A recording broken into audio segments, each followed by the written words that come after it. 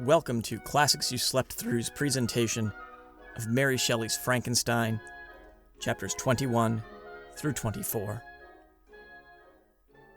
Chapter 21.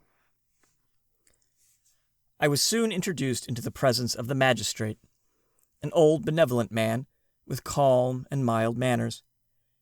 He looked upon me, however, with some degree of severity, and then, turning towards my conductors, he asked who appeared as witnesses on this occasion. About a half-dozen men came forward, and one, being selected by the magistrate, he deposed that he had been out fishing the night before with his son and brother-in-law, Daniel Nugent, when about 10 o'clock they observed a strong northerly blast rising, and they accordingly put in for port. It was a very dark night, as the moon had not yet risen. They did not land at the harbor, but, as they had been accustomed, at a creek about 2 miles below. He walked on first, carrying a part of the fishing tackle, and his companions followed him at some distance. As he was proceeding along the sands, he struck his foot against something and fell at his length on the ground. His companions came up to assist him, and by the light of their lantern, they found that he had fallen on the body of a man who, to all appearance, was dead. Their first supposition was that it was the corpse of some person who had been drowned and was thrown on the shore by the waves. But, on examination, they found that the clothes were not wet, and even that the body was not then cold. They instantly carried it to the cottage of an old woman, and endeavored, but in vain, to restore it to life. It appeared to be a handsome young man, about 25 years of age. He had apparently been strangled, for there was no sign of any violence, except the black mark of fingers on his neck. The first part of this deposition did not in the least interest me, but when the mark of the fingers was mentioned, I remembered the murder of my brother, and felt myself extremely agitated. My limbs trembled, and a mist came over my eyes, which obliged me to lean on a chair for support. The magistrate observed me with a keen eye, and of course drew an unfavorable augury from my manner. The son confirmed his father's account, but when Daniel Nugent was called, he swore positively that just before the fall of his companion, he saw a boat, with a single man in it, at a short distance from the shore, and as far as he could judge by the light of a few stars, it was the same boat in which I had just landed. A woman deposed that she lived near the beach, and was standing at the door of her cottage, waiting for the return of the fishermen, about an hour before she heard of the discovery of the body, when she saw a boat, with only one man in it, push off from that part of the shore where the corpse was afterwards found. Another woman confirmed the account of the fishermen having brought the body into her house. It was not cold. They put it into a bed and rubbed it, and Daniel went to the town for an apothecary, but life was quite gone. Several other men were examined concerning my landing, and they agreed that, with the strong north wind that had arisen during the night, it was very probable that I had beaten about for many hours, and been obliged to return nearly to the same spot from which I had departed. Besides, they observed that it appeared that I had brought the body from another place, and was likely, as I did not appear to know the shore, I might have put into the harbor, ignorant of the distance of the town from the place where I had deposited the corpse. Mr. Kerwin, on hearing this evidence, desired that I should be taken into the room where the body lay for interment, that it might be observed what effect the sight of it would produce upon me. The idea was probably suggested by the extreme agitation I had exhibited when the mode of the murder had been described. I was accordingly conducted by the magistrate and several other persons to the inn. I could not help being struck by the strange coincidences that had taken place during this eventful night. But knowing that I had been conversing with several persons in the island I had inhabited about the time the body had been found, I was perfectly tranquil as to the consequences of the affair. I entered the room where the corpse lay, and was led up to the coffin. How can I describe my sensations on beholding it? I feel yet parched with horror, nor can I reflect on that terrible moment without shuddering and agony. The examination, The presence of the magistrate and the witnesses passed like a dream from my memory when I saw the lifeless form of Henry Clerval stretched before me. I gasped for breath, and throwing myself on the body, I exclaimed, "Have my murderous machinations deprived you also, my dearest Henry, of life? 2 I have already destroyed. Other victims await their destiny, but you, Clerval, my friend, my benefactor." The human frame could no longer support the agonies that I endured, and I was carried out of the room in strong convulsions. A fever succeeded to this. I lay for 2 months on the point of death. My ravings, as I afterward heard, were frightful. I called myself the murderer of William, of Justine, and of Clerval. Sometimes I entreated my attendants to assist me in the destruction of the fiend by whom I was tormented, and at others I felt the fingers of the monster already grasping my neck, and screamed aloud with agony and terror. Fortunately, as I spoke my native language, Mr. Kirwin alone understood me, but my gestures and bitter cries were sufficient to affright the other witnesses. Why did I not die? More miserable than man ever was before, why did I not sink into forgetfulness and rest? Death snatches away many blooming children, the only hopes of their doting parents. How many brides and youthful lovers have been one day in the bloom of health and hope, and the next day prey for worms and the decay of the tomb? Of what materials was I made that I could thus resist so many shocks, which, like the turning of the wheel, continually renewed the torture?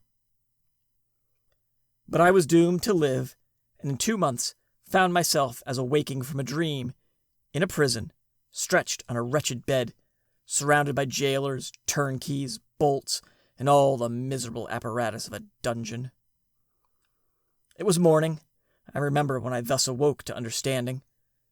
I had forgotten the particulars of what had happened, and only felt as if some great misfortune had suddenly overwhelmed me. But when I looked around and saw the barred windows and the squalidness of the room in which I was, all flashed across my memory, and I groaned bitterly. This sound disturbed an old woman who was sleeping in a chair beside me. She was a hired nurse, the wife of one of the turnkeys, and her countenance expressed all those bad qualities which often characterize that class. The lines of her face were hard and rude, like that of persons accustomed to see without sympathizing in sights of misery. Her tone expressed her entire indifference. She addressed me in English, and the voice struck me as one I had heard during my sufferings. "Are you better now, sir?" she said. I replied in the same language, with a feeble voice. "I believe I am. But if it all be true, if I indeed did not dream, I'm sorry that I'm still alive to feel this misery and horror." "For that matter," replied the old woman, "if you mean about the gentleman you murdered, I believe that you were better for it if you were dead, for I fancy it will go hard with you. However, that's none of my business. I'm sent to nurse you and get you well, to do my duty with a safe conscience. It were well if everybody did the same." I turned with loathing from the woman who could utter so unfeeling a speech to a person just saved on the very edge of death. I felt languid and unable to reflect on all that had passed. The whole series of my life appeared to me as a dream. I sometimes doubted if indeed it were all true, for it never presented itself to my mind with the force of reality. As the images that floated before me became more distinct, I grew feverish. A darkness pressed around me. No one was near me who soothed me with the gentle voice of love.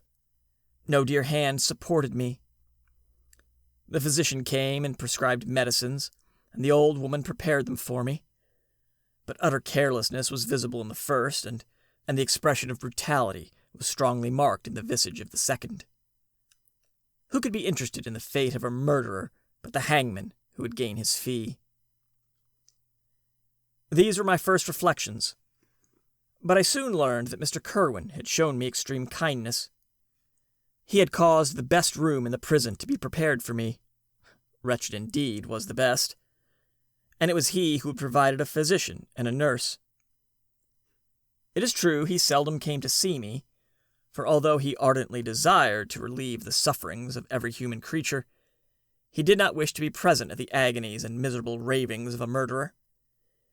He came, therefore, sometimes to see that I was not neglected, but his visits were short, and with long intervals. One day, while I was gradually recovering, I was seated in a chair, my eyes half open, and my cheeks livid like those in death. I was overcome by gloom and misery, and often reflected I had better seek death than desire to remain in a world which to me was replete with wretchedness. At one time, I considered whether I should not declare myself guilty and suffer the penalty of the law, less innocent than poor Justine had been. Such were my thoughts when the door of my apartment was opened, and Mr. Kerwin entered. His countenance expressed sympathy and compassion. He drew a chair close to mine, and addressed me in French. "I fear that this place is very shocking to you. Can I do anything to make you more comfortable?" "I thank you, but all that you mention is nothing to me. On the whole earth there is no comfort of which I am capable of receiving. I know that the sympathy of a stranger can be but of little relief to one borne down as you are by so strange a misfortune. But you will, I hope, soon quit this melancholy abode, for doubtless evidence can easily be brought to free you from the criminal charge. That is my least concern. I am, by a course of strange events, become the most miserable of mortals. Persecuted and tortured as I am and have been, can death be any evil to me? Nothing indeed could be more unfortunate and agonizing than the strange chances that have lately occurred. You were thrown by some surprising accident on this shore, renowned for its hospitality, seized immediately, and charged with murder. The first sight that was presented to your eye was the body of your friend, murdered in so unaccountable a manner and placed, as it were, by some fiend across your path." As Mr. Kerwin said this, notwithstanding the agitation I endured on this retrospect of my sufferings, I also felt considerable surprise at the knowledge he seemed to possess concerning me. I suppose some astonishment was exhibited in my countenance, for Mr. Kerwin hastened to say, "Immediately upon your being taken ill, all the papers that were on your person were brought to me, and I examined them, that I might discover some trace by which I could send to your relations an account of your misfortune and illness. I found several letters, and, among others, one which I discovered from its commencement to be from your father. I instantly wrote to Geneva. Nearly 2 months have elapsed since the departure of my letter. But you are ill. Even now you tremble. You are unfit for agitation of any kind. This suspense is 1,000 times worse than the most horrible event. Tell me, what new scene of death has it been acted, and whose murder am I now to lament?" "Your family is perfectly well," said Mr. Kerwin with gentleness, "and someone, a friend, is come to visit you." I know not by what chain of thought the idea presented itself, but it instantly darted into my mind that the murderer had come to mock at my misery and taunt me with the death of Clerval, as a new incitement for me to comply with his hellish desires. I put my hand before my eyes and cried out in agony, "Ugh! Take him away! I cannot see him! For God's sake, do not let him enter!" Mr. Kerwin regarded me with a troubled countenance. He could not help regarding my exclamation as a presumption of my guilt, and said in a rather severe tone, "I should have thought, young man, that the presence of your father would have been welcome, instead of inspiring such violent repugnance." "My father!" cried I, while every feature and every muscle was relaxed from anguish to pleasure. "Is my father indeed come? How kind! How very kind! But where is he? Why does he not hasten to me?" My change of manner surprised and pleased the magistrate. Perhaps he thought that my former exclamation was a momentary return of delirium, and now he instantly resumed his former benevolence. He rose and quitted the room with my nurse, and in a moment my father entered it. Nothing, at this moment, could have given me greater pleasure than the arrival of my father. I stretched out my hand to him and cried, "Are you then safe? And Elizabeth? And Ernest?" My father calmed me with assurances of their welfare, and endeavored, by dwelling on these subjects so interesting to my heart, to raise my desponding spirits. but he soon felt that a prison cannot be the abode of cheerfulness. "What a place this is that you inhabit, my son," said he, looking mournfully at the barred windows and wretched appearance of the room. "You travel to seek happiness, but a fatality seems to pursue you. And poor Clerval." The name of my unfortunate and murdered friend was an agitation too great to be endured in my weak state. I shed tears. "Alas, yes, my father," replied I. "Some destiny of the most horrible kind hangs over me, and I must live to fulfill it, or surely I should have died on the coffin of Henry." We were not allowed to converse for any length of time, for the precarious state of my health rendered every precaution necessary that could ensure tranquillity. Mr. Kerwin came in and insisted that my strength should not be exhausted by too much exertion. But the appearance of my father was to me like that of my good angel, and I gradually recovered my health. As my sickness quitted me, I was absorbed by a gloomy and black melancholy that nothing could dissipate. The image of Clerval was forever before me, ghastly and murdered. More than once the agitation into which these reflections threw me made my friends dread a dangerous relapse. Alas, why did they preserve so miserable and detested a life? It was surely that I might fulfill my destiny, which is now drawing to a close. Soon, oh very soon, will death extinguish these throbbings and relieve me from the mighty weight of anguish that bears me to the dust. And in executing the award of justice, I shall also sink to rest. Then the appearance of death was distant, although the wish was ever present in my thoughts, and I often sat for hours motionless and speechless, wishing for some mighty revolution that might bury me and my destroyer in its ruins. The season of the assizes approached. I had already been 3 months in prison, and although I was still weak and in continual danger of a relapse, I was obliged to travel nearly 100 miles to the country town where the court was held. Mr. Kerwin charged himself with every care of collecting witnesses and arranging my defense. I was spared the disgrace of appearing publicly as a criminal, as the case was not brought before the court that decides on life and death. The grand jury rejected the bill on its being proved that I was on the Orkney Islands at the hour the body of my friend was found, and a fortnight after my removal, I was liberated from prison. My father was enraptured on finding me freed from the vexations of a criminal charge, that I was again allowed to breathe the fresh atmosphere, and permitted to return to my native country. I did not participate in these feelings, for to me the walls of a dungeon or a palace were alike hateful. The cup of life was poisoned forever, and although the sun shone upon me, as upon the happy and gay of heart, I saw around me nothing but a dense and frightful darkness, penetrated by no light but the glimmer of 2 eyes that glared upon me. Sometimes they were the expressive eyes of Henry, languishing in death, the dark orbs nearly covered by the lids and the long black lashes that fringed them. Sometimes it was the watery, clouded eyes of the monster, as I first saw them in my chamber at Ingolstadt. My father tried to awaken in me the feelings of affection. He talked of Geneva, which I should soon visit, of Elizabeth and Ernest. But these words only drew deep groans from me. Sometimes, indeed, I felt a wish for happiness, and thought with melancholy delight of my beloved cousin, or longed, with a devouring maladie du pays, to find once more the blue lake and rapid Rhone that had been so dear to me in early childhood. But my general state of feeling was a torpor in which prison was as welcome a residence as the divinest scene in nature, and these fits were seldom interrupted but by paroxysms of anguish and despair. At these moments I often endeavored to put an end to the existence I loathed, and it required unceasing attendance and vigilance to restrain me from committing some dreadful act of violence.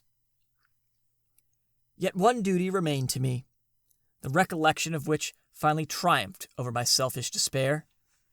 It was necessary that I should return without delay to Geneva, there to watch over the lives of those I so fondly loved, and to lie in wait for the murderer, that if any chance led me to the place of his concealment, or if he dared again to blast me by his presence, I might, with unfailing aim, put an end to the existence of the monstrous image which I had endured with the mockery of a soul still more monstrous. My father still desired to delay our departure, fearful that I could not sustain the fatigues of a journey, for I was a shattered wreck, the shadow of a human being. My strength was gone. I was a mere skeleton, and fever night and day preyed upon my wasted frame. Still, as I urged our leaving Ireland with such inquietude and impatience, my father thought it best to yield. We took our passage on board a vessel bound for Havre de Grace, and sailed with a fair wind from the Irish shores. It was midnight. I lay on the deck looking at the stars and listening to the dashing of the waves. I hailed the darkness that shut Ireland from my sight, and my pulse beat with a feverish joy when I reflected that I should soon see Geneva. The past appeared to me in the light of a frightful dream, yet the vessel in which I was, the wind that blew me from the detested shore of Ireland, and the sea which surrounded me, told me too forcibly that I was deceived by no vision, and that Clerval, my friend and dearest companion, had fallen a victim to me and the monster of my creation. I repassed, in my memory, my whole life, my quiet happiness while residing with my family in Geneva, the death of my mother, and my departure for Ingolstadt. I remembered shuddering the mad enthusiasm that hurried me on to the creation of my hideous enemy, and I called to mind the night in which he first lived. I was unable to pursue the train of thought. 1,000 feelings pressed upon me, and I wept bitterly. Ever since my recovery from the fever, I had been in the custom of taking every night a small quantity of laudanum, for it was by means of this drug only that I was enabled to gain the rest necessary for the preservation of life. Oppressed by the recollection of my various misfortunes, I now swallowed double my usual quantity, and soon slept profoundly. But sleep did not afford me respite from thought and misery. My dreams presented 1,000 objects that scared me. Towards morning, I was possessed by a kind of nightmare. I felt the fiend's grasp in my neck and could not free myself from it. Groans and cries rang in my ears. My father, who was watching over me, perceiving my restlessness, awoke me. The dashing waves were around, the cloudy sky above. The fiend was not here. A sense of security, a feeling that a truce was established between the present hour and the irresistible, disastrous future, imparted to me a kind of calm forgetfulness, of which the human mind is, by its structure, peculiarly susceptible. Chapter 22. The voyage came to an end. We landed and proceeded to Paris. I soon found that I had overtaxed my strength, and that I must repose before I could continue my journey. My father's care and attentions were indefatigable, but he did not know the origin of my sufferings, and sought erroneous methods to remedy the incurable ill. He wished me to seek amusement in society. I abhorred the face of man. Oh, not abhorred. They were my brethren, my fellow beings, and I felt attracted to even the most repulsive among them, as to creatures of an angelic nature and celestial mechanism. But I felt that I had no right to share their intercourse. I had unchained an enemy among them whose joy it was to shed their blood and to revel in their groans. How they would, each and all, abhor me and hunt me from the world, did they know my unhallowed acts and the crimes which had their source in me. My father yielded at length to my desire to avoid society, and strove by various arguments to banish my despair. Sometimes he thought that I felt deeply the degradation of being obliged to answer a charge of murder, and he endeavored to prove to me the futility of pride. "Alas, my father," said I, "how little do you know me. Human beings, their feelings and passions, would indeed be deranged if such a wretch as I felt pride. Justine, poor unhappy Justine, was as innocent as I, and she suffered the same charge. She died for it, and I am the cause of this. I murdered her. William, Justine, and Henry, they all died by my hands. My father had often, during my imprisonment, heard me make the same assertion. When I thus accused myself, he sometimes seemed to desire an explanation, and at others he appeared to consider it as the offspring of delirium, and that during my illness some idea of this kind had presented itself to my imagination, the remembrance of which I preserved in my convalescence. I avoided explanation, and maintained a continual silence concerning the wretch I had created. I had a persuasion that I should be supposed mad, and this in itself would forever have chained my tongue. But, besides, I could not bring myself to disclose a secret which would fill my hearer with consternation, and make fear and unnatural horror the intimates of his breast. I checked, therefore, my impatient thirst for sympathy, and was silent when I would have given the world to have confided the fatal secret. Yet, still, words like those I have recorded would have burst uncontrollably from me. I could offer no explanation of them, but their truth in part relieved the burden of my mysterious woe. Upon this occasion, my father said, with an expression of unbounded wonder, "My dearest Victor, what infatuation is this? My dear son, I entreat you never to make such an assertion again." "I am not mad," I cried energetically. "The sun and the heavens who have viewed my operations can bear witness of my truth. I am the assassin of those most innocent victims. They died by my machinations.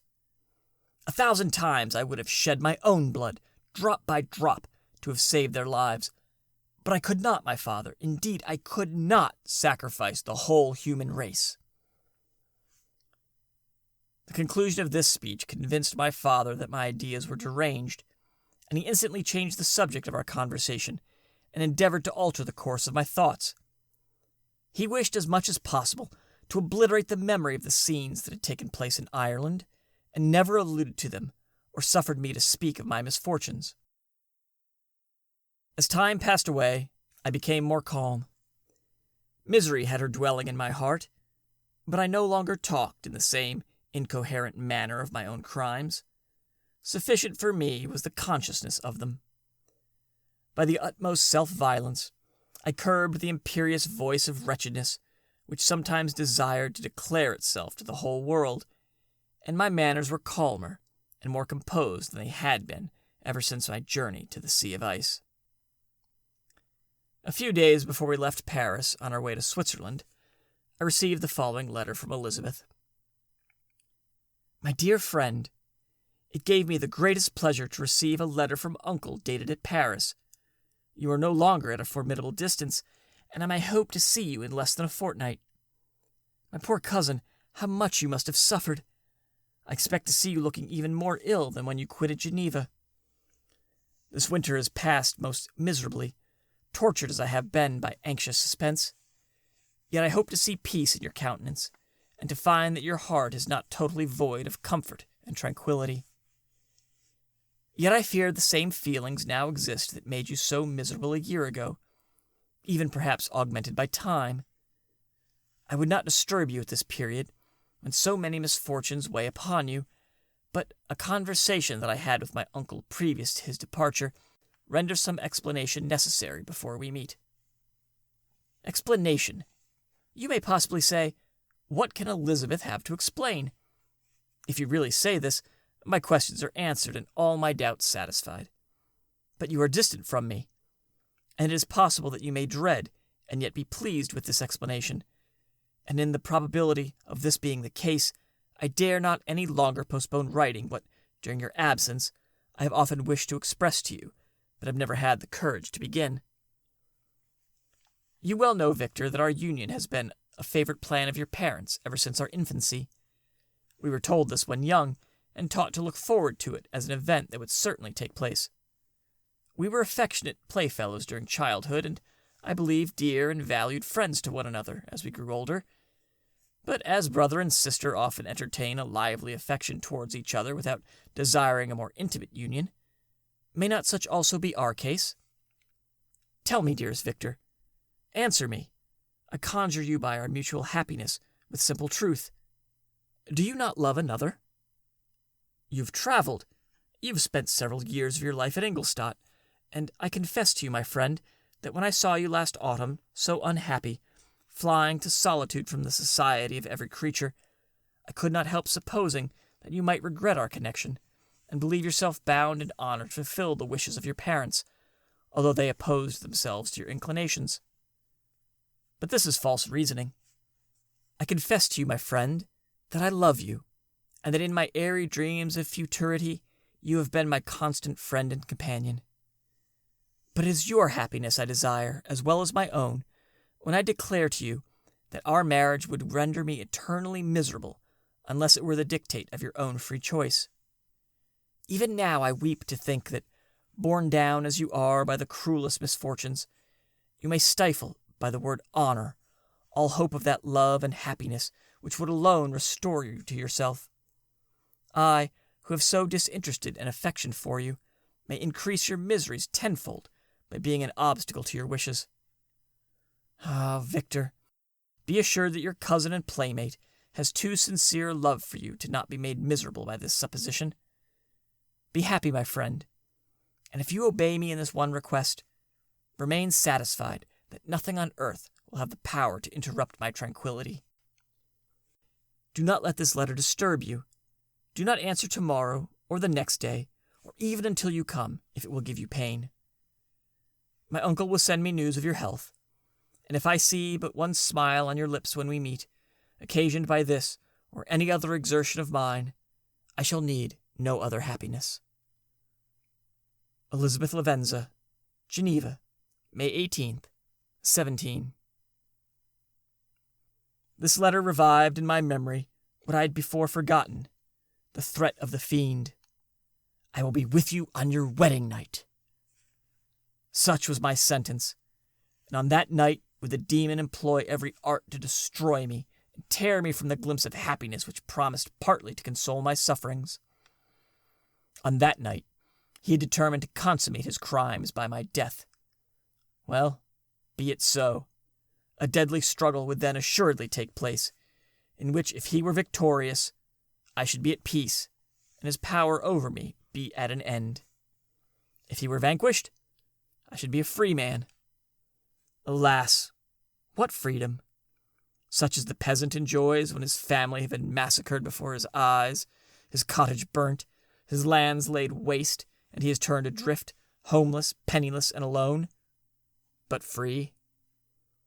Such be my liberty, except that in my Elizabeth I possessed a treasure, alas, balanced by those horrors of remorse and guilt which would pursue me until death. Sweet and beloved Elizabeth, I read and reread her letter, and some softened feelings stole into my heart and dared to whisper paradisiacal dreams of love and joy. But the apple was already eaten, and the angel's arm bared to drive me from all hope. Yet I would die to make her happy. If the monster executed his threat, death was inevitable. Yet again, I considered whether my marriage would hasten my fate. My destruction might indeed arrive a few months sooner, but if my torturer should suspect that I postponed it, influenced by his menaces, he would surely find other, and perhaps more dreadful means of revenge. He had vowed to be with me on my wedding night, yet he did not consider that threat as binding him to peace in the meantime, for as if to show me that he was not yet satisfied with blood, he had murdered Clerval immediately after the enunciation of his threats. I resolved, therefore, that if my immediate union with my cousin would conduce either hers or my father's happiness, my adversary's designs against my life should not retard it a single hour. In this state of mind, I wrote to Elizabeth. My letter was calm and affectionate. I fear, my beloved girl, I said, little happiness remains for us on earth, yet all that I may one day enjoy is centered in you. Chase away your idle fears.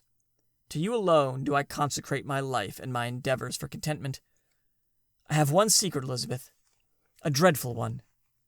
When revealed to you, it will chill your frame with horror, and then, far from being surprised at my misery, you will only wonder that I survive what I have endured. I will confide this tale of misery and terror to you the day after our marriage shall take place, for, my sweet cousin, there must be perfect confidence between us. But until then, I conjure you, do not mention or allude to it. This I most earnestly entreat, and I know you will comply. In about a week after the arrival of Elizabeth's letter, we returned to Geneva. The sweet girl welcomed me with warm affection, yet tears were in her eyes as she beheld my emaciated frame and feverish cheeks. I saw a change in her also. She was thinner, and had lost much of that heavenly vivacity that had before charmed me, but her gentleness and soft looks of compassion made her a more fit companion for one blasted and miserable as I was. The tranquillity which I now enjoyed did not endure. Memory brought madness with it, and when I thought of what had passed, a real insanity possessed me. Sometimes I was furious and burnt with rage, other times low and despondent. I neither spoke nor looked at anyone, but sat motionless, bewildered by the multitude of miseries that overcame me. Elizabeth alone had the power to draw me from these fits. Her gentle voice would soothe me when transported by passion, and inspire me with human feelings when sunk in torpor. She wept with me and for me. When reason returned, she would remonstrate and endeavor to inspire me with resignation. Ah, it is well for the unfortunate to be resigned, but for the guilty, there is no peace. The agonies of remorse poison the luxury there is, otherwise sometimes found in indulging in the excesses of grief. Soon after my arrival, my father spoke of my immediate marriage with Elizabeth. I remained silent. "Have you then some other attachment?" "None on earth. I love Elizabeth, and look forward to our union with delight. Let the day therefore be fixed, and on it I will consecrate myself, in life or death, to the happiness of my cousin." "My dear Victor, do not speak thus. Heavy misfortunes have befallen us, but let us only cling closer to what remains, and transfer our love for those whom we have lost to those who yet live. Our circle will be small, but bound close by the ties of our affection and mutual misfortune. And when time shall have softened your despair, new and dear objects of care will be born to replace those of whom we have been so cruelly deprived." Such were the lessons of my father. But to me, the remembrance of the threat returned. Nor can you wonder that, omnipotent as the fiend had yet been in his deeds of blood, I should almost regard him as invincible, and that when he had pronounced the words, "I shall be with you on your wedding night," I should regard the threatened fate as unavoidable. But death was no evil to me if the loss of Elizabeth were balanced with it, and I therefore, with a contented and even cheerful countenance, agreed with my father that if my cousin would consent, the ceremony should take place in 10 days, and thus put, as I imagined, the seal to my fate. Great God! If I for one instant had thought what might be the hellish intention of my fiendish adversary, I would have rather banished myself forever from my native country, and wandered a friendless outcast over the earth, than have consented to this miserable marriage. But, as if possessed of magic powers, the monster had blinded me to his real intentions, and when I thought that I prepared only my own death, I hastened that of a far dearer victim.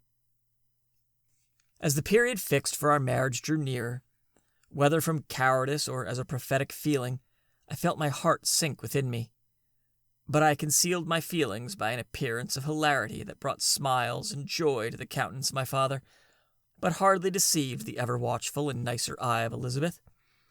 She looked forward to our union with placid contentment, not unmingled with a little fear, which past misfortunes had impressed, and what now appeared certain and tangible happiness might soon dissipate into an airy dream, and leave no trace but deep and everlasting regret. Preparations were made for the event, congratulatory visits were received, and all wore a smiling appearance. I shut up, as well as I could, in my own heart, the anxiety that preyed there, and entered with seeming earnestness into the plans of my father, although they might only serve as the decorations of my tragedy. Through my father's exertions, a part of the inheritance of Elizabeth had been restored to her by the Austrian government. Small possessions on the shores of Como belonged to her. It was agreed that, immediately after our union, we should proceed to Villa Lavenza, and spend our first days of happiness beside the beautiful lake near which it stood. In the meantime, I took every precaution to defend my person, in case the fiend should openly attack me. I carried pistols and a dagger constantly about me. I was ever on the watch to prevent artifice, and by these means gained a greater degree of tranquillity. Indeed, as the period approached, the threat appeared more as a delusion, not to be regarded as worthy to disturb my peace, while the happiness I hoped for in my marriage wore a greater appearance of certainty as the day fixed for its solemnization drew nearer, and I heard it continually spoken of as an occurrence which no accident could possibly prevent. Elizabeth seemed happy. My tranquil demeanor contributed greatly to calm her mind. But on the day that was to fill my wishes and my destiny, she was melancholy, and a presentiment of evil pervaded her. And perhaps also she thought of the dreadful secret which I had promised to reveal to her on the following day. My father was in the meantime overjoyed, and in the bustle of preparation only recognized in the melancholy of his niece the diffidence of a bride. After the ceremony was performed, a large party assembled at my father's, but it was agreed that Elizabeth and I should commence our journey by water, sleeping that night at Evian, and continuing our voyage on the following day. The day was fair, the wind favorable, all smiled on our nuptial embarkation. Those were the last moments of my life, during which I enjoyed a feeling of happiness. We passed rapidly along. The sun was hot, but we were sheltered from its rays by a kind of canopy, while we enjoyed the beauty of the scene, sometimes on one side of the lake, where we saw Mont Saleve, the pleasant banks of Montélimar, and at a distance, surmounting all, the beautiful Mont Blanc, and the assemblage of snowy mountains that in vain endeavored to emulate her. Sometimes coasting the opposite banks, we saw the mighty Jura opposing its dark side to the ambition that would quit its native country, and an almost insurmountable barrier to the invader who should wish to enslave it. I took the hand of Elizabeth. "You're sorrowful, my love. Ah, if you knew what I had suffered, and what I may yet endure, you would endeavor to let me taste the quiet and freedom from despair that this one day at least permits me to enjoy." "Be happy, my dear Victor," replied Elizabeth. "There is, I hope, nothing to distress you, and be assured that if a lively joy is not painted in my face, my heart is contented. Something whispers to me not to depend too much on the prospect that is open before us, but I will not listen to such a sinister voice. Observe how fast we move along, and how the clouds, which sometimes obscure and sometimes rise above the dome of Mont Blanc, render this scene of beauty still more interesting. Look also at the innumerable fish that are swimming in the clear waters, where we can distinguish every pebble that lies on the bottom. What a divine day! How happy and serene all nature appears." Thus Elizabeth endeavored to divert her thoughts and mine from all reflection upon melancholy subjects. But her temper was fluctuating. Joy for a few instants shone in her eyes, but it continually gave place to distraction and reverie. The sun sank lower in the heavens. We passed the river Drance and observed its path through the chasms of the higher and the glens of the lower hills. The Alps here come closer to the lake, and we approach the amphitheater of mountains which forms its eastern boundary.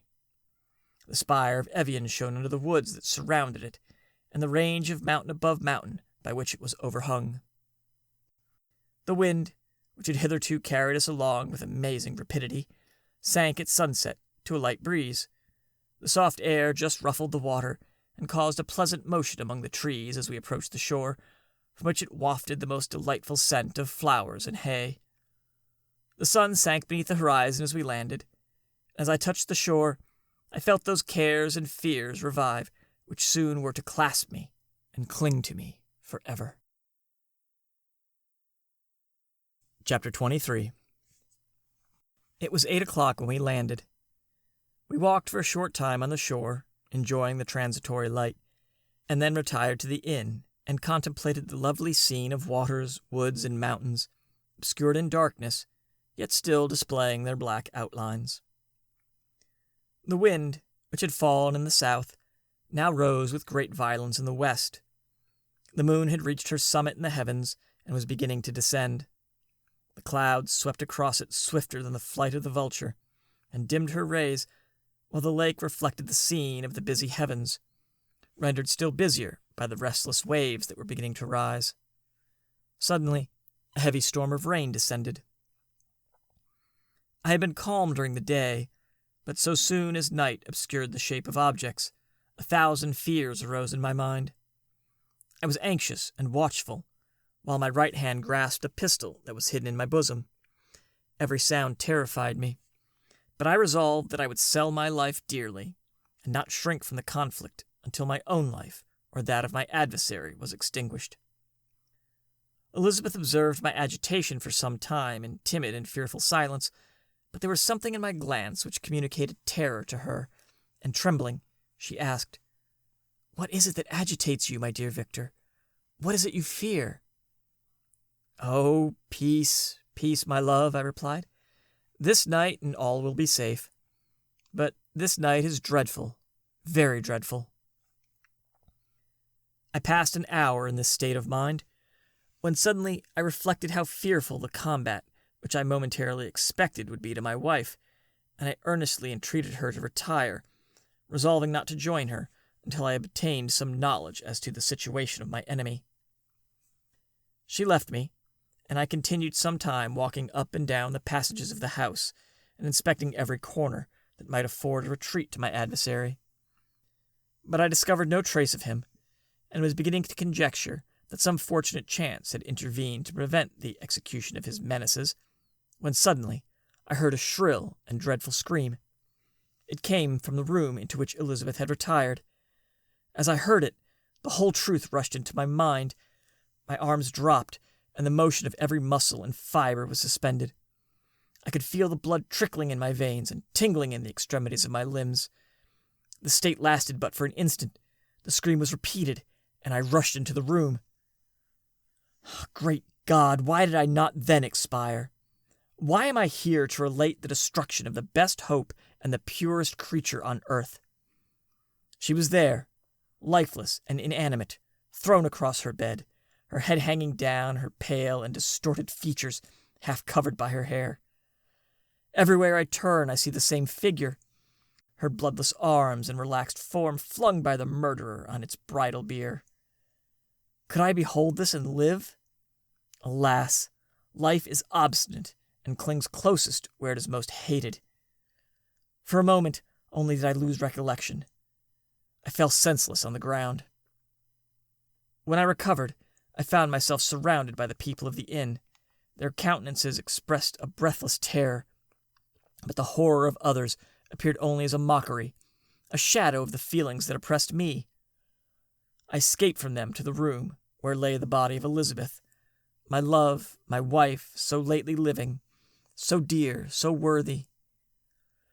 She had been moved from the posture in which I first beheld her, and now, as she lay, her head upon her arm and a handkerchief thrown across her face and neck, I might have supposed her asleep. I rushed toward her and embraced her with ardor, but the deadly languor and coldness of the limbs told me what I now held in my arms had ceased to be the Elizabeth whom I had loved and cherished. The murderous mark of the fiend's grasp was on her neck, and the breath had ceased to issue from her lips. While I still hung over her in the agony of despair, I happened to look up. The windows of the room had before been darkened, and I felt a kind of panic on seeing the pale yellow light of the moon illuminate the chamber. The shutters had been thrown back, and with a sensation of horror not to be described, I saw at the open window a figure the most hideous and abhorred. A grin was on the face of the monster. He seemed to jeer, as with his fiendish finger he pointed towards the corpse of my wife. I rushed towards the window, and drawing a pistol from my bosom, fired. But he eluded me, leaped from his station, and running with the swiftness of lightning, plunged into the lake. The report of the pistol brought a crowd into the room. I pointed to the spot where he had disappeared, and we followed the track with boats. Nets were cast, but in vain. After passing several hours, we returned hopeless, most of my companions believing it to have been a form conjured up by my fancy. After having landed, they proceeded to search the country, parties going in different directions among the woods and the vines. I attempted to accompany them, and proceeded a short distance from the house, but my head whirled round. My steps were like those of a drunken man. I fell at last in a state of utter exhaustion.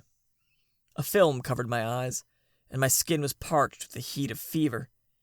In this state I was carried back and placed on a bed, hardly conscious of what had happened. My eyes wandered round the room as if to seek something that I had lost.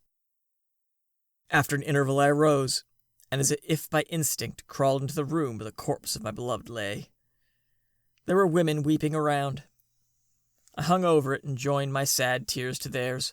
All this time, no distinct idea presented itself to my mind, but my thoughts rambled to various subjects, reflecting confusedly on my misfortunes and their cause. I was bewildered, in a cloud of wonder and horror. The death of William, the execution of Justine, the murder of Clerval, and lastly, of my wife. Even at that moment, I knew not that my only remaining friends were safe from the malignity of the fiend. My father even now might be writhing under his grasp, and Ernest might be dead at his feet. This idea made me shudder and recalled me to action. I started up, and resolved to return to Geneva with all possible speed. There were no horses to be procured, and I must return by lake. But the wind was unfavorable, and the rain fell in torrents. However, it was hardly morning, and I might reasonably hope to arrive by night. I hired men to row, and took an oar myself, for I had always experienced relief from mental torment in bodily exercise. But the overflowing misery I now felt, and the excess of agitation that I endured, rendered me incapable of any exertion. I threw down the oar, and, leaning my head upon my hands, gave way to every gloomy idea that arose. If I looked up, I saw scenes which were familiar to me in my happier time, and which I had contemplated but the day before in the company of her who was now but a shadow and a recollection. Tears streamed from my eyes. The rain had ceased for a moment, and I saw the fish play in the waters as they had done a few hours before. They had been observed then by Elizabeth. Nothing is so painful to the human mind as a great and sudden change. The sun might shine or the clouds might lower, but nothing could appear to me as it had the day before. A fiend had snatched from me every hope of future happiness. No creature had ever been so miserable as I was. So frightful an event is single in the history of man. But why should I dwell upon the incidents that followed this last overwhelming event? Mine has been a tale of horrors. I have reached their acme, and what I must now relate can be but tedious to you. Know that one by one my friends were snatched away. I was left desolate. My own strength is exhausted, and I must tell, in a few words, what remains of my hideous narration. I arrived at Geneva. My father and Ernest yet lived, but the former sunk under the tidings that I bore. I see him now, excellent and venerable old man. His eyes wandered in vacancy, for they had lost their charm and their delight. His Elizabeth, his more than daughter, whom he doted on with all that affection which a man feels, who in the decline of life, having few affections, clings more earnestly to those that remain. Cursed be the fiend that brought misery on his gray hairs and doomed him to waste and wretchedness. He could not live under the horrors that were accumulated around him. The springs of existence suddenly gave way. He was unable to rise from his bed, and in a few days he died in my arms. What then became of me? I know not. I lost sensation, and chains and darkness were the only objects that pressed upon me. Sometimes, indeed, I dreamt that I wandered in flowery meadows and pleasant vales with the friends of my youth, but I awoke and found myself in a dungeon. Melancholy followed, but by degrees I gained a clear conception of my miseries and situation, and was then released from my prison. For they had called me mad, and during many months, as I understood, a solitary cell had been my habitation. Liberty, however, had been a useless gift to me, had I not, as I awakened to reason, at the same time awakened to revenge. As the memory of past misfortunes pressed upon me, I began to reflect on their cause. The monster whom I had created, the miserable demon whom I had sent abroad into the world for my destruction. I was possessed by a maddening rage when I thought of him, and desired and ardently prayed that I might have him within my grasp to wreak a great and signal revenge on his cursed head. Nor did my hate long confine itself to useless wishes. I began to reflect on the best means of securing him, and for this purpose, about a month after my release, I repaired to a criminal judge in the town and told him that I had an accusation to make, and that I knew the destroyer of my family, and that I required him to exert his whole authority for the apprehension of the murderer. The magistrate listened to me with attention and kindness. "Be assured, sir," said he, "no pains or exertions on my part shall be spared to discover the villain." "I thank you," I replied. "Listen, therefore, to the deposition that I have to make. It is indeed a tale so strange that I should fear you would not credit it were there not something in truth which, however wonderful, forces conviction. The story is too connected to be mistaken for a dream, and I have no motive for falsehood." My manner, as I thus addressed him, was impressive but calm. I had formed in my own heart a resolution to pursue my destroyer to death, and this purpose quieted my agony, for an interval reconciled me to life. I now related my history briefly, but with firmness and precision, marking the dates with accuracy, and never deviating into invective or exclamation. The magistrate appeared at first perfectly incredulous, but as I continued he became more attentive and interested. I saw him sometimes shudder with horror. At others a lively surprise, unmingled with disbelief, was painted on his countenance. When I had concluded my narration, I said, "This is the being whom I accuse, and for whose seizure and punishment I call upon you to exert your whole power. It is your duty as a magistrate, and I believe and hope that your feelings as a man will not revolt from the execution of those functions on this occasion." This address caused a considerable change in the physiognomy of my auditor. He had heard my story with that half kind of belief that is given to the tale of spirits and supernatural events, but when he was called upon to act officially in consequence, the whole tide of his incredulity returned.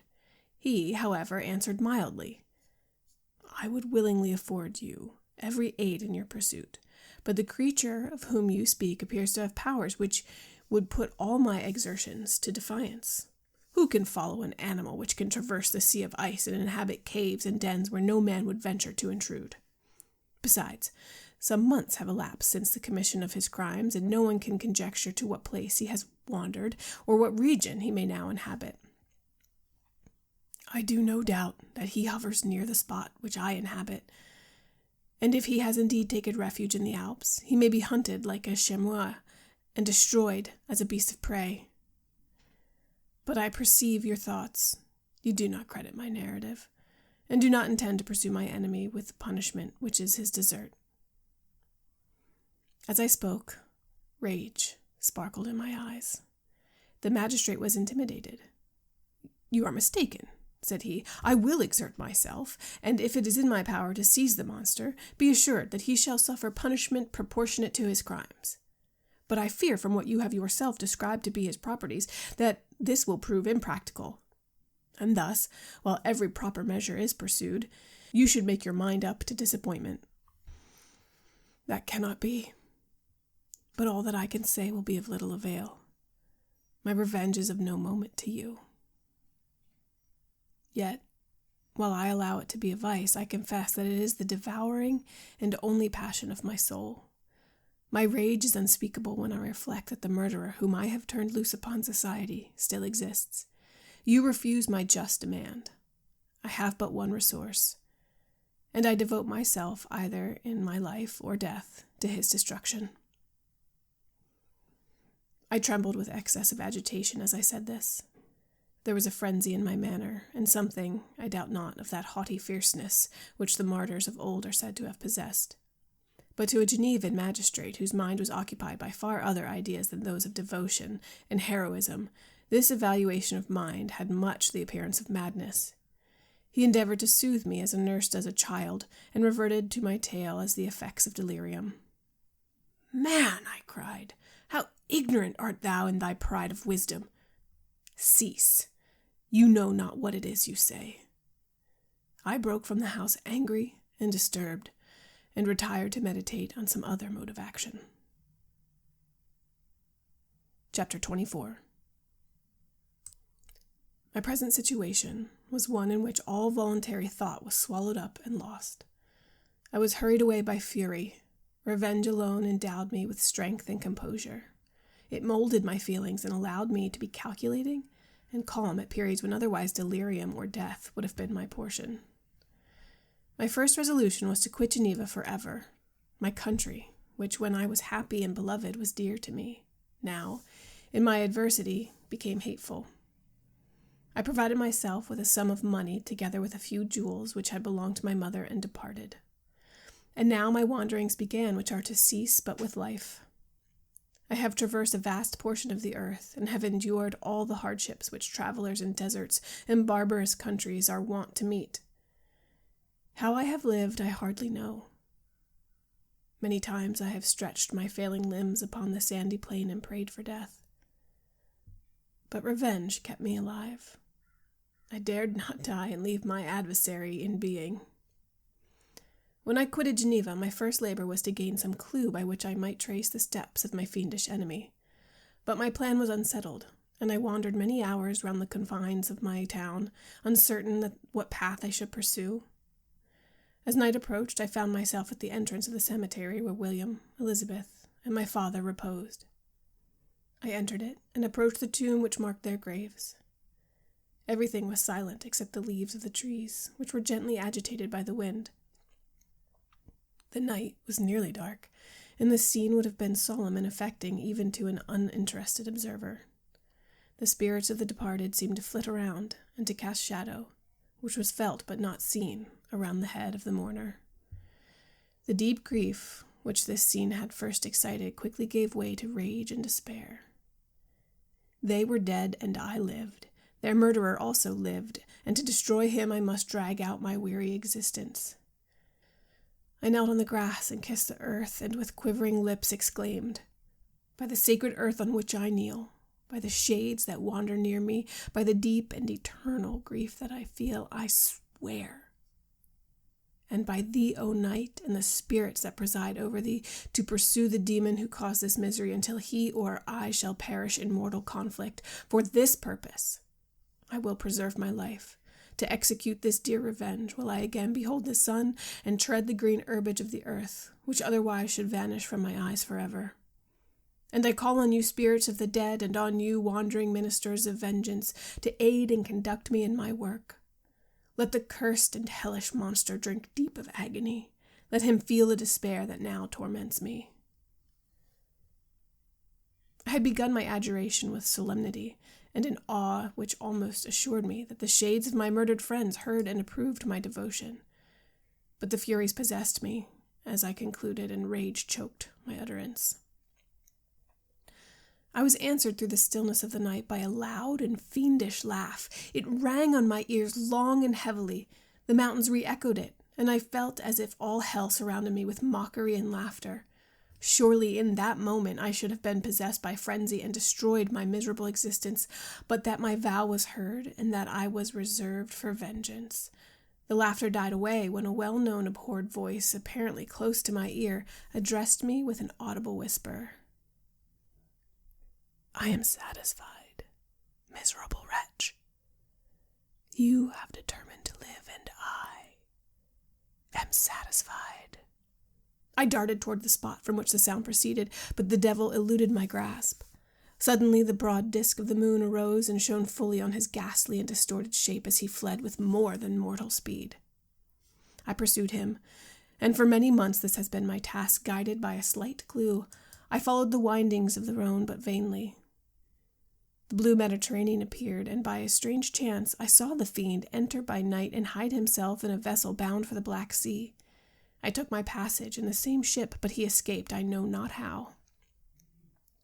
Amidst the wilds of Tartary and Russia, although he still evaded me, I have ever followed his track. Sometimes the peasants, scared by this horrid apparition, informed me of his path. Sometimes he himself, who feared that if I lost trace of him, I should despair and die, left some mark to guide me. The snows descended on my head, and I saw the print of his huge step in the white plain. To you first entering on life, to whom care is new and agony unknown, how can you understand what I have felt and still feel? Cold, want, and fatigue were the least pains which I was destined to endure. I was cursed by some devil, and carried about with me my eternal hell. Yet still a spirit of good followed and directed my steps, and when I most murmured, would suddenly extricate me from seemingly insurmountable difficulties. Sometimes, when nature, overcome by hunger, sank under the exhaustion, a repast was prepared for me in the desert that restored and inspirited me. The fare was indeed a course, such as the peasants of the country ate, but I will no doubt that it was set there by the spirits that I had invoked to aid me. Often, when all was dry, the heavens cloudless, and I was parched by thirst, a slight cloud would bedim the sky, shed the few drops that revived me, and vanish. I followed, when I could, in the courses of the rivers, but the demon generally avoided these, as it was here that the population of the country chiefly collected. In other places, human beings were seldom seen, and I generally subsisted on the wild animals that crossed my path.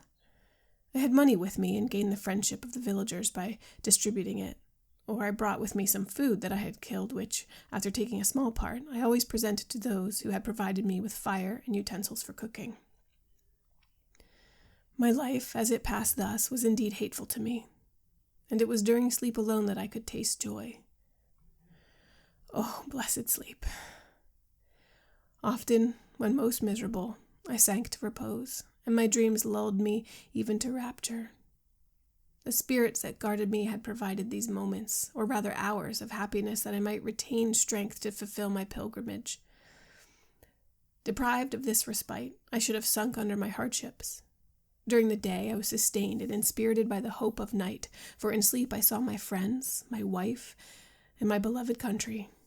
Again I saw the benevolent countenance of my father, heard the silver tones of my Elizabeth's voice, and beheld Clerval enjoying health and youth. Often, when wearied by a toilsome march, I persuaded myself that I was dreaming until night should come, and that I should enjoy the reality in the arms of my dearest friends. What agonizing fondness did I feel for them! How did I cling to their dear forms, as sometimes they haunted even my waking hours, and persuade myself that they still lived. At such moments, vengeance that burned within me died in my heart, and I pursued my path towards the destruction of the demon more as a task enjoined by heaven, as the mechanical impulse of some power of which I was unconscious, than as the ardent desire of my soul. What his feelings were whom I pursued I cannot know. Sometimes, indeed, he left marks in writing on the barks of the trees or cut in stone that guided me and instigated my fury. My reign is not yet over. These words were legible in one of these inscriptions. You live, and my power is complete. Follow me. I seek the everlasting ices of the north, where you will feel the misery of cold and frost to which I am impassive. You will find near this place, if you follow not too tardily, a dead hare. Eat and be refreshed. Come on, my enemy. We have yet to wrestle for our lives, but many hard and miserable hours must you endure until that period shall arrive. Scoffing devil! Again do I vow vengeance. Again I do devote thee, miserable fiend, to torture and death. Never will I give up my search until he or I perish, and then with what ecstasy shall I join my Elizabeth and my departed friends, who even now prepare for me the reward of my tedious toil and horrible pilgrimage. As I still pursued my journey to the northward, the snows thickened, and the cold increased in a degree almost too severe to support.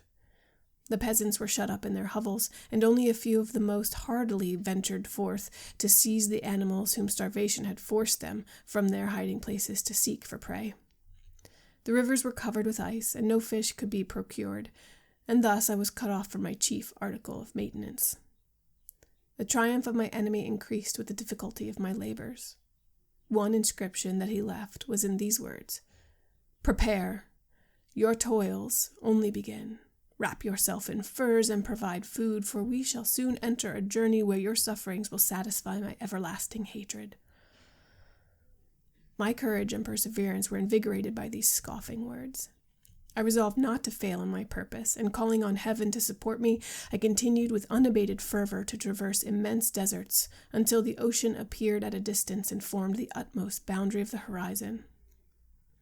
Oh, how unlike it was to the blue seasons of the south! Covered with ice, it was only to be distinguished from land by its superior wildness and ruggedness. The Greeks wept for joy when they beheld the Mediterranean from the hills of Asia, and hailed with rapture the boundary of their toils. I did not weep, but I knelt down and with a full heart thanked my guiding spirit for conducting me in safety to the place where I hoped, notwithstanding my adversary's jibe, to meet and grapple with him. Some weeks before this period, I had procured a sledge and dogs, and thus traversed the snows with inconceivable speed. I know not whether the fiend possessed the same advantages, but I found that, as before I had daily lost ground in the pursuit, I now gained on him, so much so that when I first saw the ocean he was but a day's journey in advance, and I hoped to intercept him before he should reach the beach. With new courage, therefore, I pressed on, and in 2 days arrived at a wretched hamlet on the seashore. I inquired of the inhabitants concerning the fiend, and gained accurate information. A gigantic monster, they said, had arrived the night before, armed with a gun and many pistols, putting to flight the inhabitants of a solitary cottage through fear of his terrific appearance. He had carried off their store of winter food, and placing it in a sledge, to draw which he had seized a numerous drove of trained dogs, he had harnessed them, and the same night, to the joy of the horror-struck villagers, had pursued his journey across the sea in a direction that led to no land, and they conjectured that he must speedily be destroyed by the breaking of the ice or frozen by the eternal frosts. On hearing this information, I suffered a temporary access of despair. He had escaped me, and I must commence a destructive and almost endless journey across the mountainous seas of the ocean, amidst cold that few of the inhabitants could long endure, and which I, the native of a genial and sunny climate, could not hope to survive. Yet, at the idea that the fiend should live and be triumphant, my rage and vengeance returned, and like a mighty tide overwhelmed every other feeling. After a slight repose, during which the spirits of the dead hovered round and instigated me to toil and revenge, I prepared for my journey. I exchanged my land sledge for one fashioned for the inequalities of the frozen ocean, and purchasing a plentiful stock of provisions, I departed from land. I cannot guess how many days have passed since then, but I have endured misery which nothing but the internal sentiment of a just retribution burning within my heart could have enabled me to support. Immense and rugged mountains of ice often barred my passage, and I often heard the thunder of the ground sea which threatened my destruction. But again the frost came and made the paths of the sea secure. By the quantity of provision which I had consumed, I should guess that I had passed 3 weeks in this journey, and the continual protraction of hope, returning back upon the heart, often wrung bitter drops of despondency and grief from my eyes. Despair had indeed almost secured her prey, and I should soon have sunk beneath this misery. Once, after the poor animals that conveyed me had with incredible toil gained the summit of a sloping ice mountain, and one, sinking under his fatigue, died, I viewed the expanse before me with anguish, when suddenly my eye caught a dark speck upon the dusky plain. I strained my sight to discover what it could be, and uttered a wild cry of ecstasy when I distinguished a sledge and the distorted proportions of a well-known form within. Oh, with what a burning gush did hope revisit my heart! Warm tears filled my eyes, which I hastily wiped away, that they might not intercept the view I had of the demon. But still my sight was dimmed by the burning drops until, giving way to the emotions that oppressed me, I wept aloud. But this was not the time for delay. I disencumbered the dogs of their dead companion, gave them a plentiful portion of food, and after an hour's rest, which was absolutely necessary, and yet which was bitterly irksome to me, I continued my route. The sledge was still visible, nor did I again lose sight of it except at the moments when, for a short time, some ice rock concealed it with its intervening crags. I indeed perceptibly gained on it, and when after nearly 2 days' journey I beheld my enemy at no more than a mile distant, my heart bounded within me. But now, when I appeared almost within grasp of my foe, my hopes were suddenly extinguished, and I lost all trace of him more utterly than I had ever done before. A ground sea was heard. The thunder of its progress as the waters rolled and swelled beneath me became every moment more ominous and terrific. I pressed on, but in vain. The wind arose, the sea roared, and, as with the mighty shock of an earthquake, it split and cracked with a tremendous and overwhelming sound. The work was soon finished. In a few minutes, a tumultuous sea rolled beneath me and my enemy, and I was left drifting on a scattered piece of ice that was continually lessening and thus preparing me for a hideous death. In this manner, many appalling hours passed.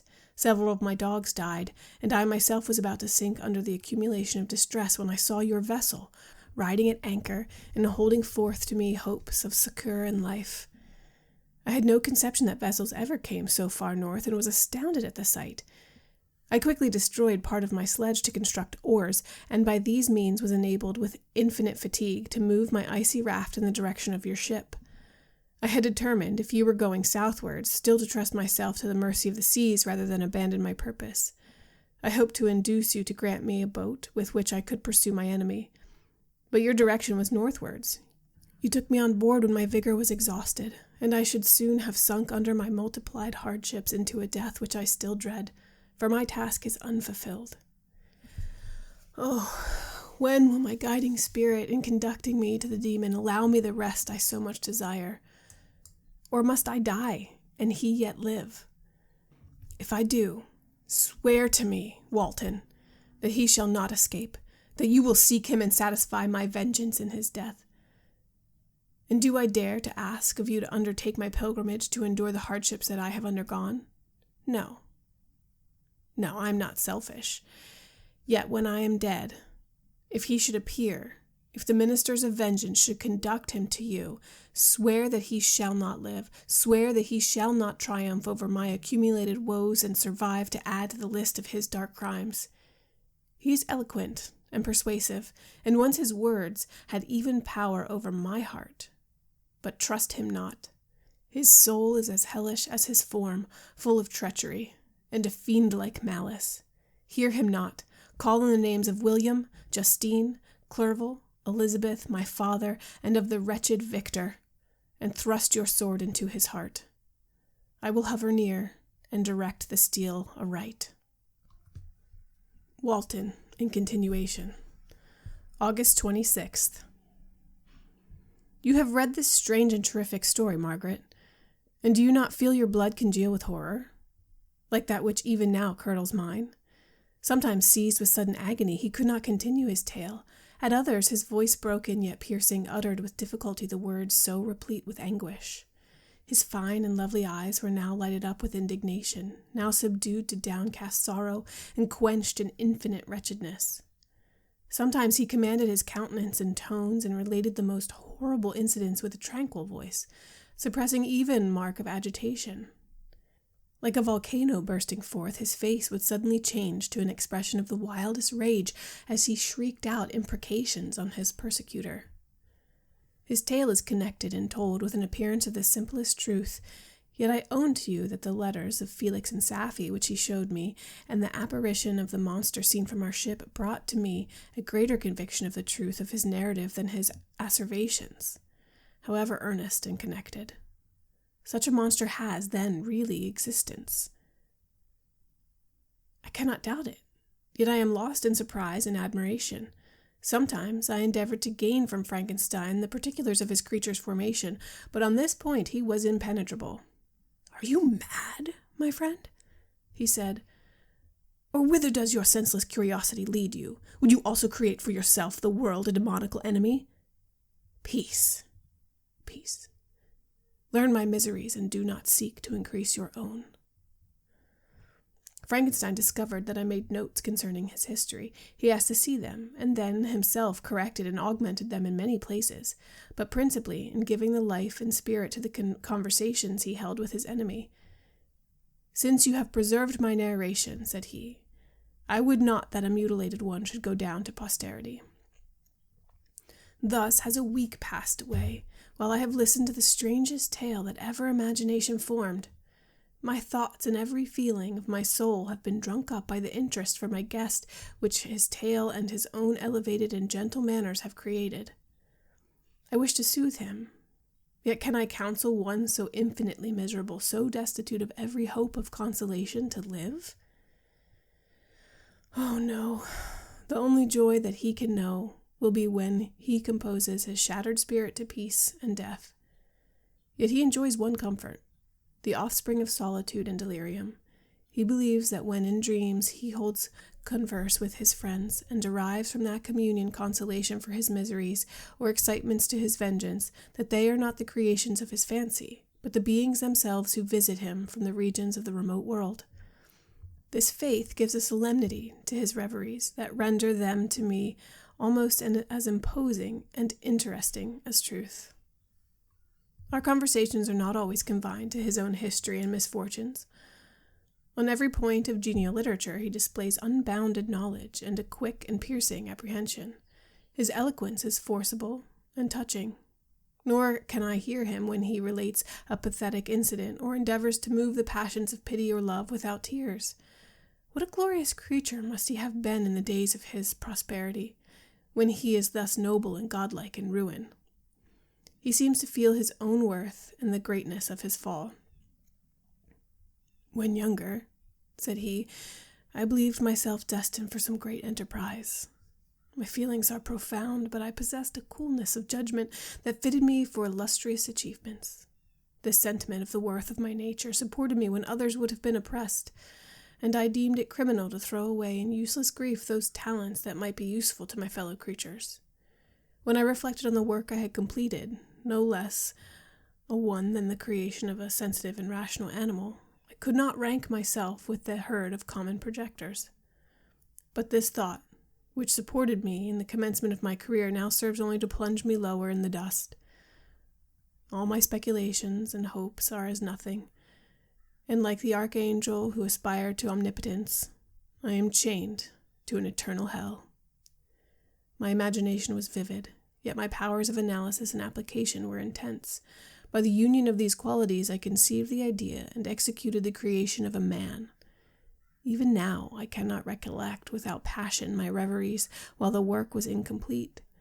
I trod heaven in my thoughts, now exulting in my powers, now burning with the idea of their effects. From my infancy I was imbued with high hopes and a lofty ambition. But how I am sunk! Oh, my friend, if you had known me as I once was, you would not recognize me in this state of degradation. Despondency rarely visited my heart. A high destiny seemed to bear me on until I fell, never, never again to rise. Must I then lose this admirable being? I have longed for a friend. I have sought one who would sympathize with and love me.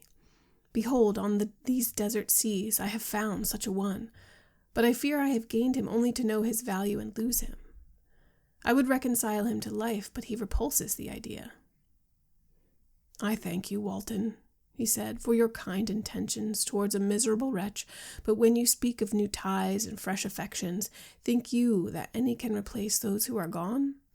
Can any man be to me as Clerval was, or any woman another Elizabeth? Even where the affections are not strongly moved by any superior excellence, the companions of our childhood always possess a certain power over our minds, which hardly any later friend can obtain. They know our infantine dispositions, which, however they may be afterwards modified, are never eradicated. And they can judge for our actions with more certain conclusions as to the integrity of our motives. A sister or a brother can never, unless indeed such symptoms have been shown early, suspect the other of fraud or false dealing, when another friend, however strongly he may be attached, may, in spite of himself, be contemplated with suspicion. But I enjoyed friends, dear not only through habit and association, but from their own merits, and whenever I am, the soothing voice of my Elizabeth and the conversation of Clerval will be ever whispered in my ear. They are dead, but one feeling in such a solitude can persuade me to preserve my life. If I were engaged in any high undertaking or design, fraught with extensive utility to my fellow creatures, then I could live to fulfill it. But such is not my destiny. I must pursue and destroy the being to whom I gave existence. Then my lot on earth will be fulfilled, and I may die. My beloved sister, September 2nd. I write to you, encompassed by the peril and ignorant whether I am ever doomed to see again dear England and the dearer friends that inhabit it. I am surrounded by mountains of ice, which admit no escape and threaten every moment to crush my vessel. The brave fellows whom I have persuaded to be my companions look towards me for aid, but I have none to bestow. There is something terribly appalling in our situation, yet my courage and hopes do not desert me. Yet it is terrible to reflect that the lives of all these men are endangered through me. If we are lost, my mad schemes are the cause. And what, Margaret, will be the state of your mind? Will you not hear of my destruction? And will you anxiously await my return? Years will pass, and you will have visitings of despair and yet be tortured by hope. Oh, my beloved sister, the sickening failing of your heartfelt expectations is, in prospect, more terrible to me than my own death. But you have a husband and lovely children. You may be happy. Heavens bless you and make you so. My unfortunate guest regards me with the tenderest compassion. He endeavors to fill me with hope and talks as if life were a possession which he valued. He reminds me how often the same accidents have happened to other navigators who have attempted this sea, and in spite of myself he fills me with cheerful auguries. Even the sailors feel the power of his eloquence when he speaks. They no longer despair. He rouses their energies, and while they hear his voice, they believe these vast mountains of ice are molehills which will vanish before the resolutions of man. These feelings are transitory. Each day of expectation delayed fills them with fear, and I almost dread a mutiny caused by this despair. September 5th. A scene has just passed of such uncommon interest that although it is highly probable that these papers may never reach you, yet I cannot forbear recording it.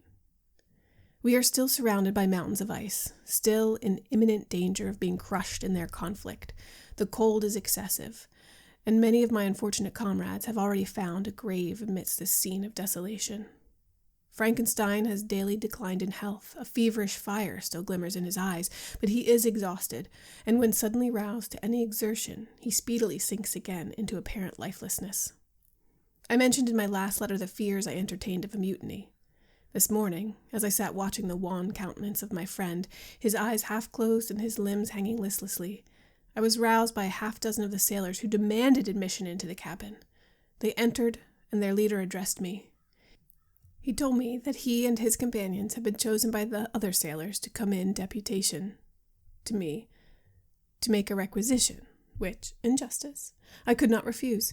We were immured in ice, and should probably never escape, but they feared that if, as was possible, the ice should dissipate and a free passage be opened, I should be rash enough to continue my voyage and lead them into fresh dangers, after they should happily engage with a solemn promise that if the vessel should be freed, I would instantly direct my course southward. The speech troubled me. I had not despaired, nor had I yet conceived the idea of returning if set free. Yet could I, in justice or even in possibility, refuse this demand? I hesitated before I answered, when Frankenstein, who had been first silent, and indeed appeared hardly to have force enough to attend, now roused himself. His eyes sparkled, and his cheeks flushed with momentary vigor. Turning towards the men, he said, "What do you mean? What do you demand of your captain? Are you, then, so easily turned from your design? Did you not call this a glorious expedition? And wherefore was it glorious? Not because the way was smooth and placid as a southern sea, but because it was full of dangers and terror, because at every new incident your fortitude was called forth and your courage exhibited, because danger and death surrounded it. And these you were to brave and overcome. For this was it a glorious, for this was it an honorable undertaking. You were hereafter to be hailed as benefactors of your species, your names adored as belonging to brave men who encountered death for honor and the benefit of mankind.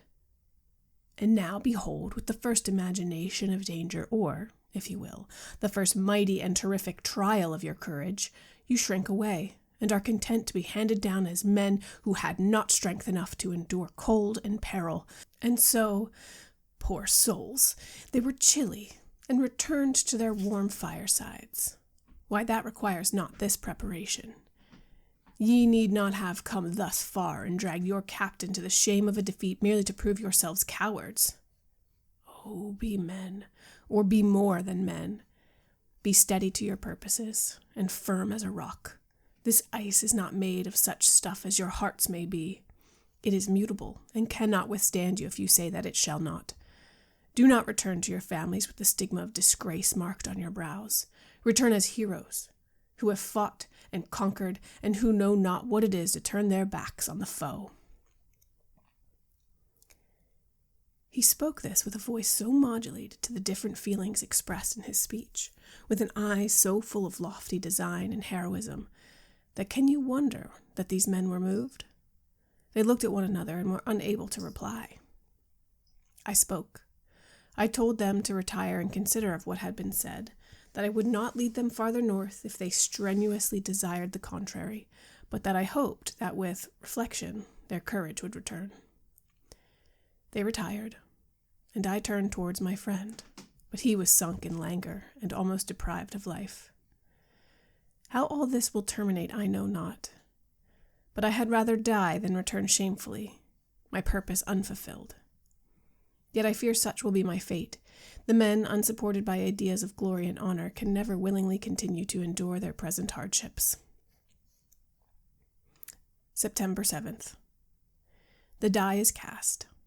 I have consented to return if we are not destroyed. Thus are my hopes blasted by cowardice and indecision. I come back ignorant and disappointed. It requires more philosophy than I possess to bear this injustice with patience. September 12th. It is past. I am returning to England. I have lost my hopes of utility and glory. I have lost my friend. But I will endeavor to detail these bitter circumstances to you, my dear sister, while I am wafted towards England and towards you. I will not despond. September 9th, the ice began to move, and roarings like thunder were heard at a distance as the island split and cracked in every direction. We were in the most imminent peril. But as we could only remain passive, my chief attention was occupied by my unfortunate guest, whose illness increased in such a degree that he was entirely confined to his bed.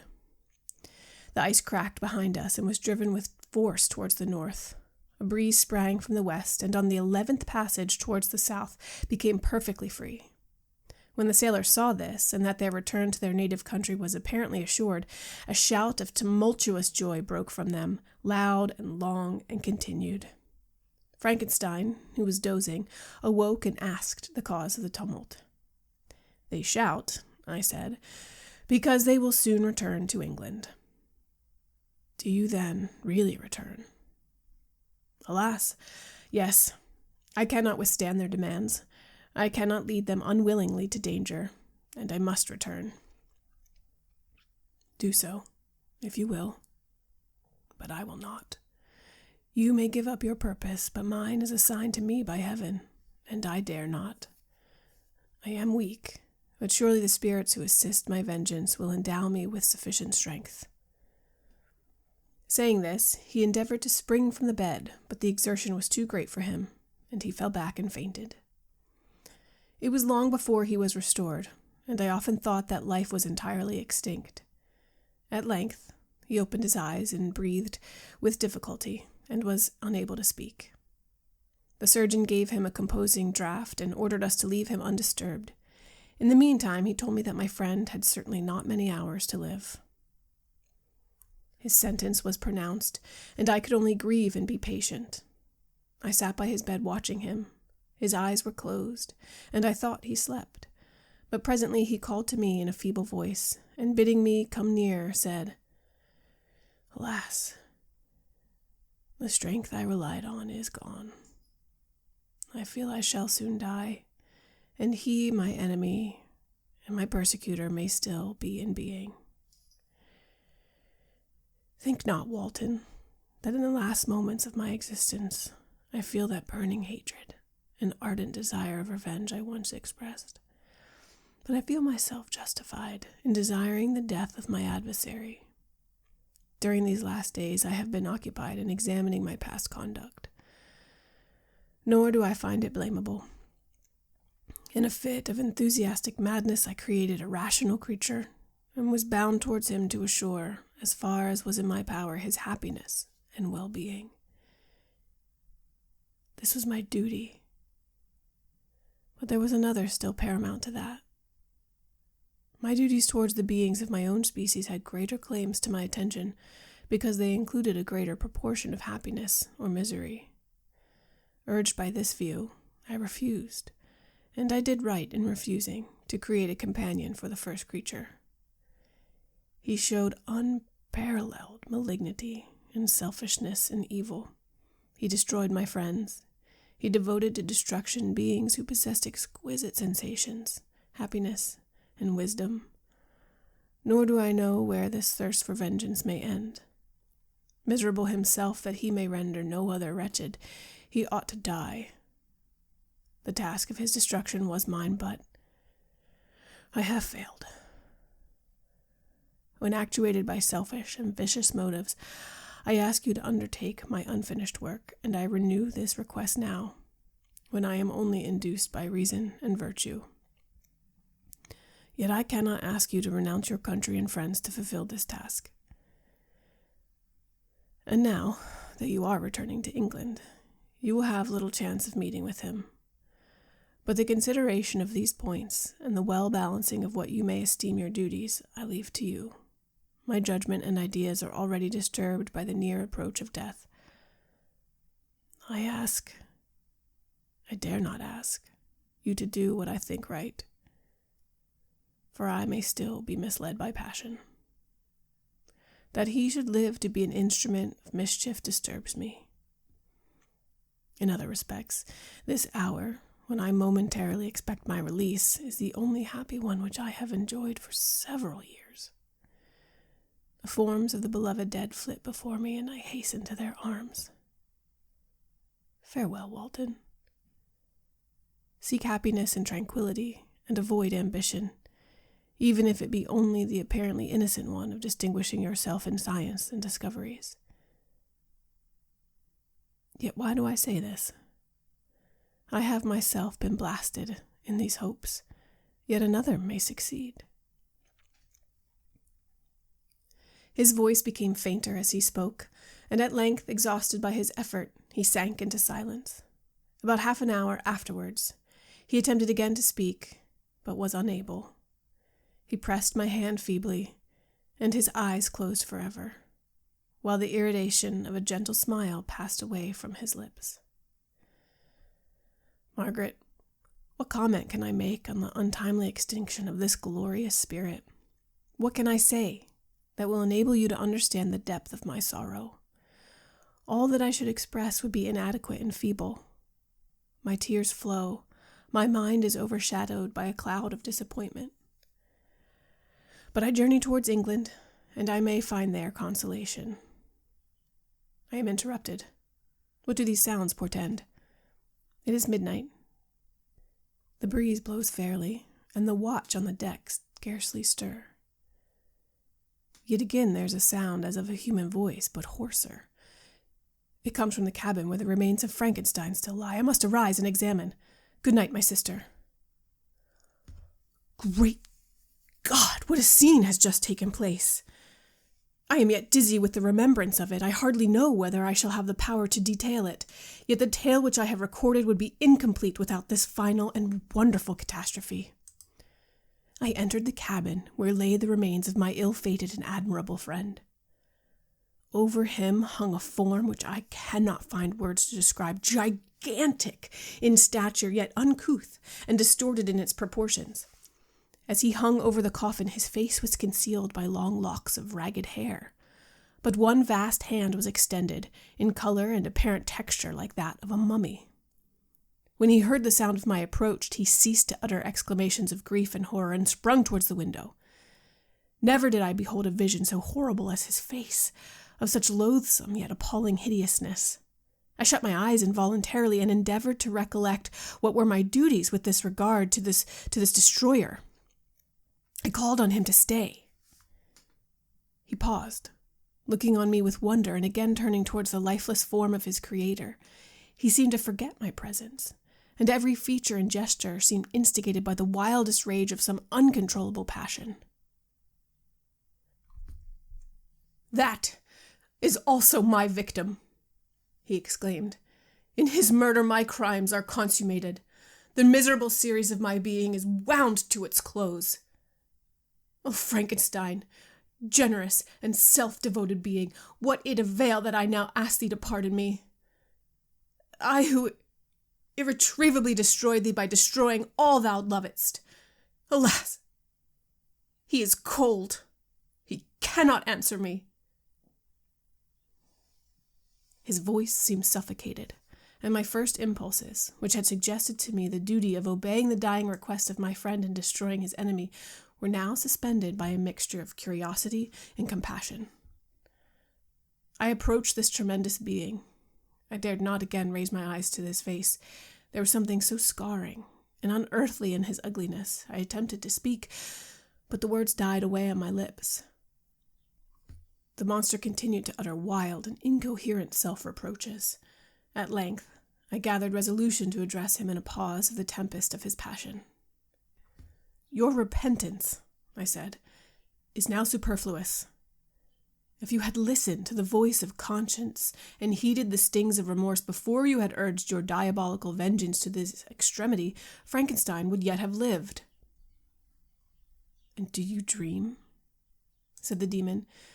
"Do you think that I was then dead to agony and remorse?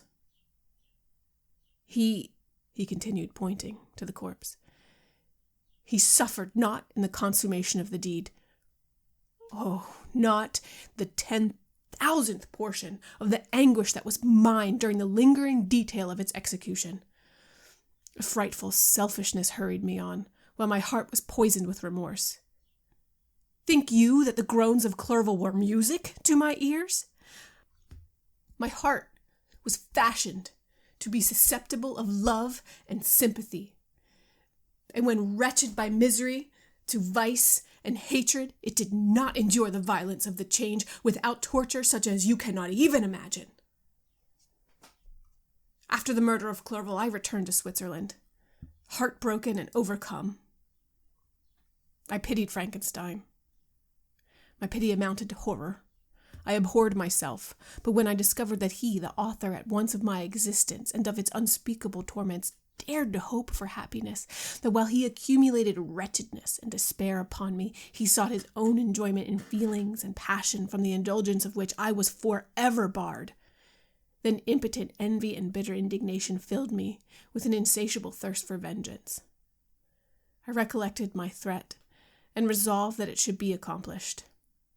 I knew that I was preparing myself for a deadly torture, but I was the slave, not the master, of an impulse which I detested yet could not disobey. Yet when she died, nay, then I was not miserable. I had cast off all feeling, subdued all anguish to riot in the excess of my despair. Evil thenceforth became my good. Urged thus far, I had no choice but to adapt my nature to an element which I had willingly chosen. The completion of my demoniacal design became an insatiable passion. And now it is ended. There is my last victim. I was at first touched by the expressions of misery, yet when I called to mind what Frankenstein had said in his powers of eloquence and persuasion, and when I again cast my eyes on the lifeless form of my friend, indignation was rekindled within me. "Wretch," I said, "it is well that you have come here to whine over the desolation that you have made. You throw a torch into a pile of buildings, and when they are consumed, you sit among the ruins and lament the fall. Hypocritical fiend! If he whom you mourn still lived, still would he be the object. Again he would become the prey for your accursed vengeance. It is not pity that you feel. You lament only because the victim of your malignity is withdrawn from your power." "Oh, it is not thus, interrupted the being.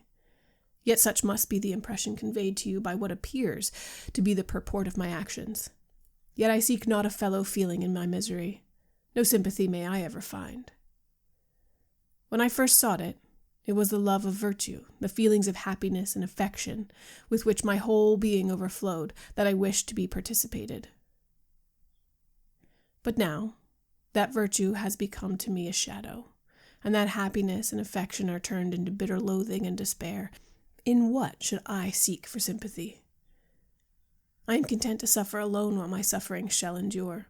When I die, I am well satisfied that abhorrence and opprobrium should load my memory. Once my fancy was soothed with dreams of virtue, of fame, and of enjoyment. Once I falsely hoped to meet with beings who, pardoning my outward form, would love me for the excellent qualities which I was capable of unfolding. I was nourished with high thoughts of honor and devotion. But now crime has degraded me beneath the meanest animal. No guilt, no mischief, no malignity, no misery can be found comparable to mine. When I run over the frightful catalogue of my sins, I cannot believe that I am the same creature whose thoughts were once filled with sublime and transcendent visions of the beauty and the majesty of goodness. But it is even so. The fallen angel becomes a malignant devil. Yet even that enemy of God and man had friends and associates in his desolation. I am alone. You, who call Frankenstein your friend, seem to have a knowledge of my crimes and his misfortunes. But in the detail which he gave you of them, he could not sum up the hours and months of misery which I endured wasting in impotent passions.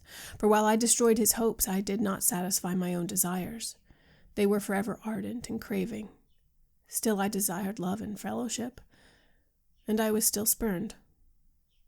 Was there no justice in this? Am I to be thought the only criminal when all humankind sinned against me? Why do you not hate Felix, who drove his friend from his door with contumely?